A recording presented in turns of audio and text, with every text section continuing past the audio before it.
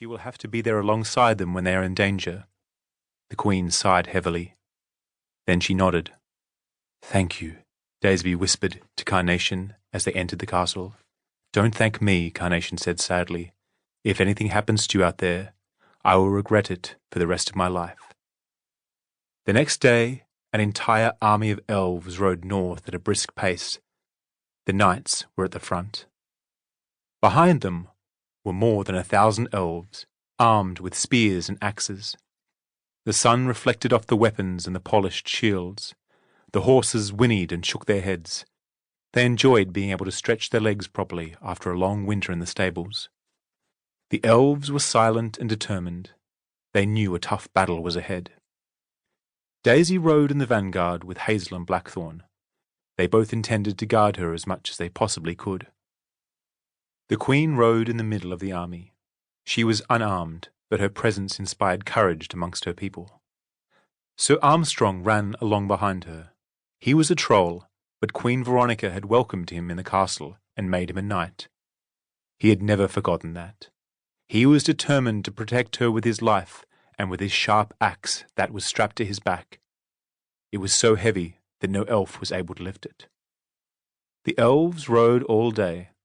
They rested in the short spring night and rode as soon as the early light of dawn could be seen. At noon, the riders stopped to let their horses drink. Ahead of them was open countryside with fields and meadows. Toward the east was a vast forest, and behind that the mountains loomed. Daisy, Hazel, and Blackthorn rode ahead to keep watch. "Someone is coming," said Daisy, and pointed out towards the fields. "Warriors?" asked Hazel. But it was a small group of farmers who rode up. "Enemies!" the first one gasped. "There are warriors by the thousands. They descended upon our village like a hailstorm. We had to flee as quickly as we could." "How could they have gotten here so fast?" asked Blackthorn.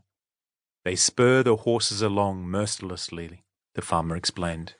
"The poor animals are whipped until they bleed. It is an awful sight." "I can see them now," Daisy shouted.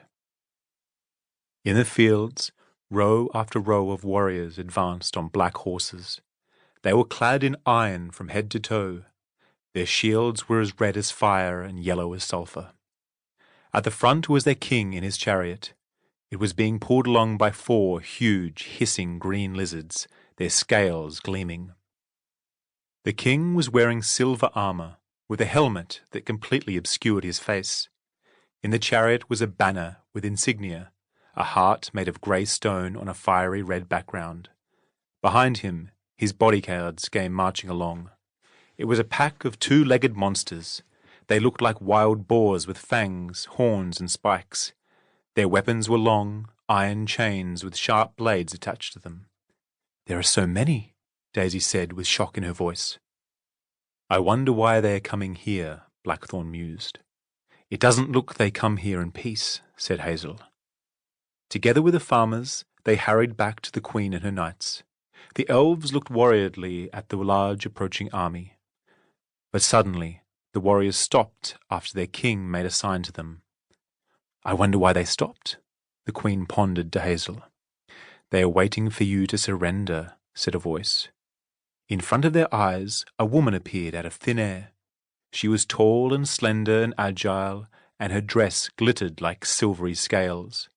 Chains of gold were hanging around her neck and arms. The knights standing nearest to her drew their swords. That only made the woman smile. "What are you doing here?" the Queen asked. "My name is Silk-Tongue," said the woman. "I come from King Vainglorious.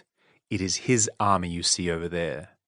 They strike like fists of steel, and for that reason they are known as Steel Fists. King Vainglorious is the ruler of this world."